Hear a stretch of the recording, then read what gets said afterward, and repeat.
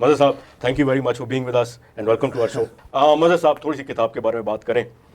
پہلے تو سر بڑا اسٹارٹ کرنے کے لیے ایک ذرا جانا سا سوال ہے کہ سر انسپریشن کیا تھی, جرنی تھرو کیوس, کیا آپ میسج دینا چاہ رہے ہیں with this book to the reader?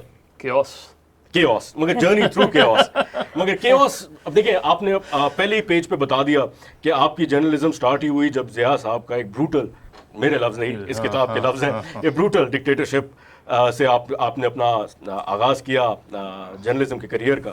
تو اس میں تو میں نے سنا ہے کہ جی کوڑے بھی پڑتے تھے اور اللہ معاف کرے کیا کچھ نہیں ہوتا تھا, but you started your career that way, اور پھر آپ نے کافی پروٹیسٹ میں بھی حصہ لیا. نہیں خیر یہ کہ اس کتاب کا بنیادی ٹائٹل جو ہے وہ خود اسپیک فار اٹ سیلف جی, کہ اس ملک میں اس ملک کی سب سے بڑی بدقسمتی رہی ہے کہ اس ملک میں کیوس رہا ہے, اور وہ کیوس آج بھی ہمیں نظر آتا ہے, جس کو ہم نازک موڑ کہتے ہیں. ہاں, ہر سطح پہ نظر آتا ہے. یہاں پتہ نہیں کہ ہم نے, ہمارے جو بزرگوں نے ملک بنایا تو آج تک اب 80ویں جو ہے وہ سالگرہ آنے والی ہے اگلے مہینے, اور اب بھی ہمیں کبھی نظریہ پاکستان خطرے میں نظر آ جاتا ہے, کبھی جو آئیڈیالوجی پاکستان کو خطرہ لاحق ہو جاتا ہے, حالانکہ نہیں ہونا چاہیے. سر ہماری جیسی جنریشن کے لیے ہمیں ذرا بتائیں گے, بیکاز ہم ذرا تھوڑا سا پاکستان کو ہو گئے 30-40 سال بعد, اس کے بعد ہم آئے, تو ذرا ہمیں نظریہ پاکستان بتائیں کیا ہے. چونکہ کبھی دیکھیں پارٹی مینیفیسٹو لوگوں پہ آتا ہے کہ جی روٹی کپڑا مکان فلانا ڈمکانا, تو ہم نظریہ ذرا ادھر ادھر ہو جاتا ہے. دیکھیں جمہوری اگر آپ دیکھیں تو 1940 کی قرارداد اٹھا لیں جی, یعنی 1940 کی قرارداد ایک جلسہ عام میں, اس کا مطلب یہ ہے کہ وہ ڈیموکریٹک سوچ تھی.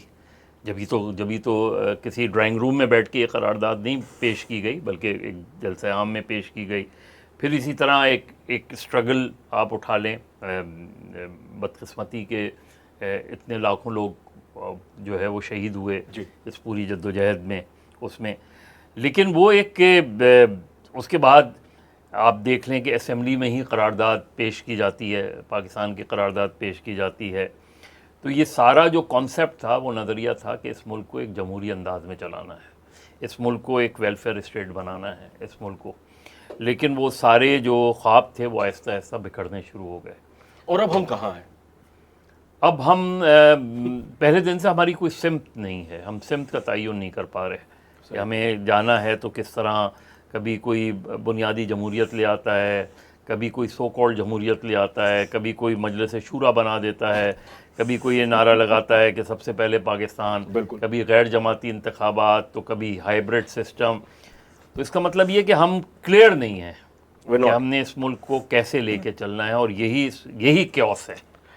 میں سمجھتی ہوں کہ اس میں ایک چیز میں ہمیں کلیئرٹی ہے, اور وہ یہ ہے کہ ہم نے کہ عوام نے جمہور جو ہے انہوں نے ملک نہیں چلانا, ان کی مرضی سے ملک نہیں چلے گا. اس بات پہ مجھے لگتا ہے کراس دا بورڈ ایک کنسنسس ہے. اور جمہور کے بارے میں بہت سے لوگوں کا اس کا, لیکن اس ملک میں جمہور نے ہمیشہ فیصلہ صحیح کیا.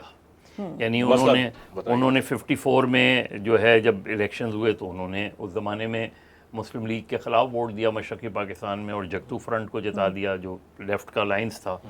اور 58 میں جب الیکشن ہونے والے تھے, اور اس وقت بھی یہ وہ تھی توقع کی جا رہی تھی کہ وہی جگتو فرنٹ پورے پاکستان میں الیکشن جیت جائے گا. تو اب اگر بائیں بازو کی پاکستان میں حکومت ہو جائے گی تو یہ ظاہر ہے ان لوگوں کے لیے بہت بڑا شوق تھا جو مسلم لیگ کے جو کرتا دھرتا تھے, اور قائد اعظم اور لیاقت علی خان کے بعد جو مسلم لیگ کا اشر جنہوں نے کیا, وہ مسلم لیگ آج جو ہے ایک اے سے لے کے زی تک بنی ہوئی ہے اس میں.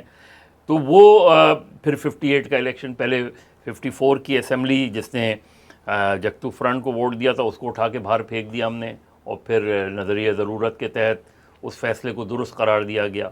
پھر جب 58 میں الیکشن ہونے والے تھے اور آلموسٹ ہونے والے تھے تو ہم نے ملک میں ماشاء اللہ لگا دیا. یعنی ہم نے جو ہے وہ دراصل مشرقی پاکستان کو ہم نے 54 میں یا اس سے پہلے ہی 48 میں ہی ہم نے اپنے آپ سے الگ کر دیا تھا, اور وہ بہت حد تک کوشش کرتے رہے کہ پاکستان کے ساتھ مل کے چلیں. ان کی قسمت اچھی تھی کہ پاکستان سے الگ ہو گئے, یا ہماری بدقسمتی تھی؟ ہماری بدقسمتی, وہ تو یہ بھی کلیم کر سکتے تھے کہ ہم پاکستان ہیں کیونکہ میجورٹی تھی اس میں. تو ہم نے میجورٹی رول کبھی بھی قبول نہیں کیا، ہم نے مینڈیٹ کو کبھی بھی قبول نہیں کیا اس وقت سے لے کے آج تک. تو جمہور کو جب بھی موقع ملا تو انہوں نے تو اپنا ووٹ دیا، انہوں نے 70 میں بھی ووٹ دیا، انہوں نے 54 میں بھی ووٹ دیا، انہوں نے تو 2024 میں 24 میں بھی ووٹ دیا انہوں نے. اب وہ آپ اس بحث میں پڑھتے رہیں کہ 2018 کے الیکشن بھی غلط تھے، تو پھر 2024 کے بھی اگر غلط تھے تو 2018 اور 2024 کو ملا کے ایک نئے الیکشن کرا. For more updates, subscribe now and press bell icon.